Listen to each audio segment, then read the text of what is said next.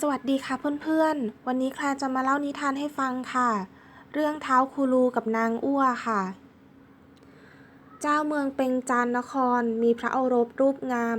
ทรงพระนามว่าท้าวคูลู เป็นคู่หมั่นของนางอั่วพระธิดาของเจ้าเมืองกายนครมาตั้งแต่วัยเด็ก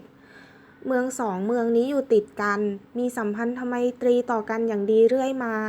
ถึงขั้นตั้งสัตย์ปฏิญาณไว้ว่า ถ้ามีโอรสธิดาจะให้เป็นคู่ครองกัน แต่ยังไม่ทันที่ทุกอย่างจะเป็นไปตามที่ประสงค์ เจ้าเมืองทั้งสองก็สวรรคตลงเสียก่อน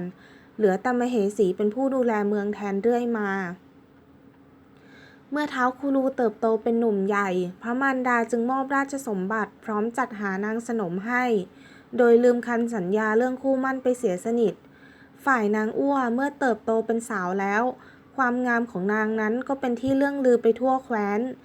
บรรดาเจ้าเมืองต่างๆที่ได้ยินกิตติศัพท์ความงามของนาง ต่างพากันมาสู่ขอ ในบรรดาเจ้าเมืองนั้นมีองค์หนึ่งชื่อว่าขุนลาง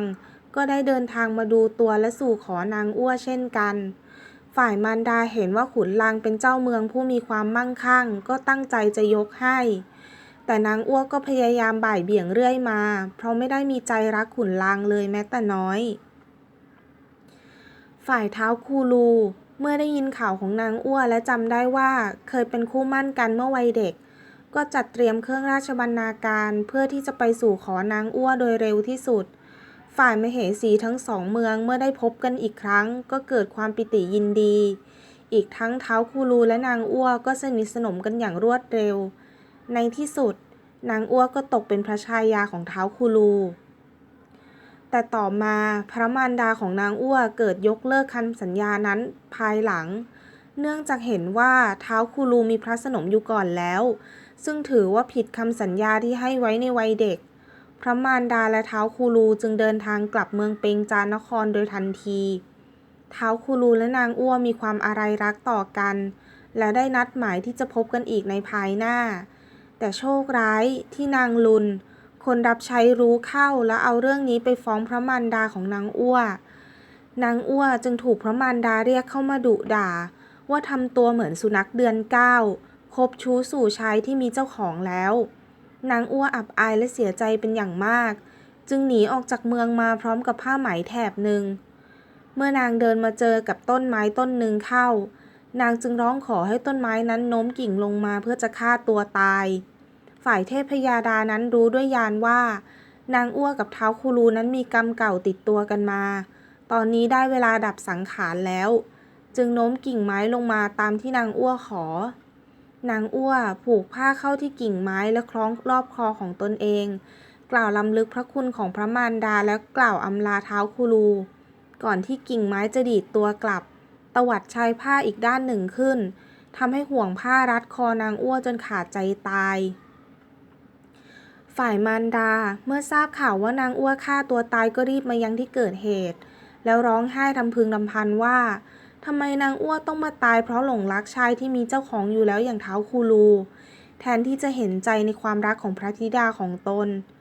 ฝ่ายท้าวคูลูเมื่อทราบข่าวเรื่องนางอั่วตายก็รีบควบม้ากลับมายังเมืองกายนครแล้วตรงเข้าไปกอดศพร้องไห้ด้วยความเสียใจก่อนจะใช้พระขันแทงเข้าที่พระศอกอย่างแรงจนโลหิตพุ่งกระฉูดตายตามนางอั่วไป ฝ่ายพระมารดาของท้าวคูลูเมื่อรู้เรื่องเข้าก็ต่อว่าพระมารดาของนางอั่วที่ไม่เข้าใจในความรักอันบริสุทธิ์ของลูกๆทั้งสอง จึงเกิดโศกนาฏกรรมเช่นนี้ แต่ยังไม่ทันจะได้ประกอบพิธีศพแต่อย่างใด ขุนลางที่ทราบข่าวก็ตรงเข้ามากอดศพของนางอั่วร้องไห้ฟูมไฟายโดยไม่แคร์สายตาใครๆ พระมารดานางอั่วจึงได้ประจักษ์ต่อสายตาแล้วว่าขุนลางเป็นคนเช่นใดทำไมพระธิดาถึงไม่ยอมแต่งงานด้วย เมื่อคลายความโศกเศร้าแล้ว พระมเหสีของเมืองทั้งสองก็ได้ปรองดองกัน แล้วสร้างเมรุขึ้นระหว่างเมืองทั้งสอง จัดพิธีศพของท้าวคูลูและนางอั่วอย่างสมพระเกียรติ ณ บริเวณที่นางอั่วผูกพระศรสิ้นพระชนม์นั้น ได้เกิดดอกไม้สีขาวมีกลิ่นหอม ชาวบ้านเรียกกันว่าดอกนางอั่วหรือดอกนางกราย ส่วนตรงบริเวณที่ท้าวคูลูสิ้นพระชนม์นั้น ก็มีดอกไม้สีม่วงแกมขาว ส่งกลิ่นหอมยามเย็นพร้อมกับดอกนางอั่ว ซึ่งเป็นเวลาที่ท้าวคูลูและนางอั่วนัดพบกัน ชาวบ้านเรียกดอกไม้นั้นว่าดอกคูลู อีกตำนานหนึ่งได้กล่าวไว้ว่า บิดาของท้าวคูลูและนางอ้วนั้นอยู่บ้านติดกัน ทั้งสองบ้านมีความสนิทสนมรักใคร่ต่อกัน และมีความตั้งใจไว้ว่า หากทั้งสองบ้านมีลูกอายุไล่เลี่ยกันแล้วเป็นเพศเดียวกัน จะให้เป็นเพื่อนรักกัน หากเกิดมาต่างเพศจะให้เป็นคู่รักกัน ต่อมามารดาของท้าวคูลูตั้งครรภ์ก่อน ตามมาด้วยมารดาของนางอ้ว ทั้งคู่เกิดแพ้ท้องอยากกินทับทิมเหมือนกัน แต่ฝ่ายมารดาของท้าวคูลูหวงแหนไม่ยอมแบ่งให้ตามวิสัยคนมีครรภ์จึงเกิดการทะเลาะกันขึ้น แล้วตัดญาติขาดมิตรกันตั้งแต่นั้น เมื่อลูกๆของทั้งสองโตขึ้น ก็พากันกีดกันไม่ให้เป็นเพื่อนเล่นกัน เมื่อท้าวคูลูและนางอ้วโตขึ้นเป็นหนุ่มสาว ก็เกิดความรักใคร่ชอบพอกัน แต่ต้องหลบๆซ่อนๆไม่ให้ฝ่ายพ่อแม่รู้ เพราะเมื่อรู้แล้วจะต้องถูกทำโทษ นานวันเข้าที่ฝ่ายพ่อแม่กีดกันความรัก นางอ้วเสียใจจึงไปผูกคอตาย ท้าวคูลูเสียใจเป็นอย่างมาก จึงใช้มีดแทงคอตัวเองตายตามนางอ้วไป เดิมเถาไม้ที่นางอ้วใช้ผูกคอตายนั้นไม่มีดอก แต่นับจากวันนั้นก็มีดอกสีขาวส่งกลิ่นหอม ชาวบ้านเรียกว่าดอกนางอ้ว และตรงใต้ดอกไม้มีสีแดงอยู่ซึ่งเป็นเลือดของนางอ้ว ส่วนเลือดของท้าวคูลูนั้นหยดลงบนใบตอง กลายเป็นหนอนที่มีม้วนใบตองอาศัยอยู่ด้านใน ชาวบ้านเรียกว่าหนอนคูลูมาจนตราบทุกวันนี้